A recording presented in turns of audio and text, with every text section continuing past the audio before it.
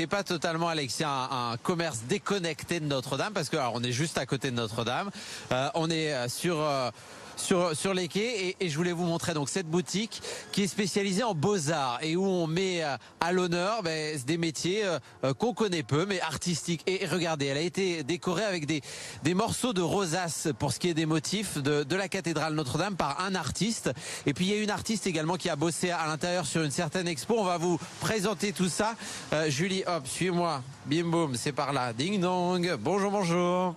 Je me trouve avec Clémence. Bonsoir Clémence. Bonsoir. Donc on est dans la boutique Charbonnel ici, qui a plus de 200 ans, spécialisée à l'origine dans la gravure. Aujourd'hui, vous proposez du matériel pour pratiquer un peu tous les beaux-arts et pour tout le public. Et vous avez transformé la boutique à l'occasion de la réouverture de Notre-Dame. Oui, tout à fait. Donc, on a fait appel à deux artistes. Donc, nous, on est des fabricants d'encre pour gravure qui sont fabriqués au Mans et de peinture pour artistes. Donc, il y a différents types de peinture, de l'huile, de l'acrylique, etc.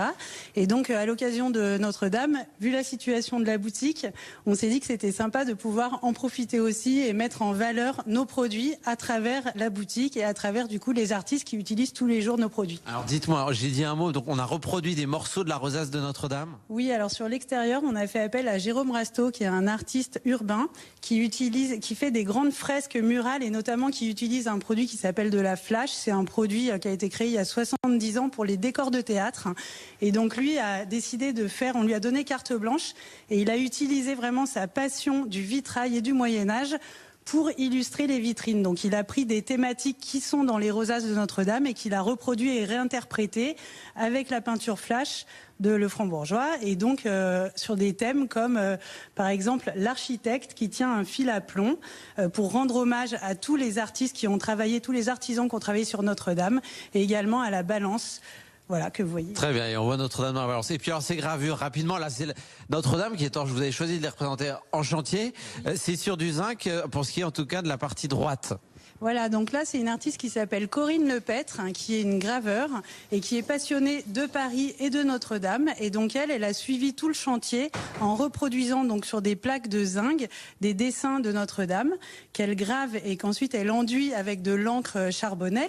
Et puis ensuite ça passe dans une presse. Une presse comme celle-ci là qui est ici, comme à la droite de Julie là, et ensuite pour l'imprimer sur papier. Papier comme de l'imprimerie. Très bien, on peut découvrir donc ici ces lieux pendant combien de temps à décorer de la sorte? Alors jusqu'à fin janvier vous aurez cette chance et puis sinon la boutique est ouverte tous les jours. Bon, vous avez vu sur Notre-Dame, depuis qu'elle est rouverte, vous sentez les mois et les gens qui reviennent? En fait, les gens sont jamais vraiment partis. On a la chance d'avoir cette situation-là. Donc, il y a une émulation permanente quand même autour de Notre-Dame et beaucoup de gens qui viennent et qui prennent des photos de la boutique et qui profitent en même temps de la vue de Notre-Dame à travers la boutique. On vous a parlé des graveurs, des peintres. Il y a aussi, je sais qu'on a les sculpteurs, on les appelait aussi les imagiers parce que ils donnaient un visage aux sculptures de Notre-Dame. C'est l'occasion de redécouvrir toute cette architecture et puis pourquoi pas de faire un saut dans cette boutique.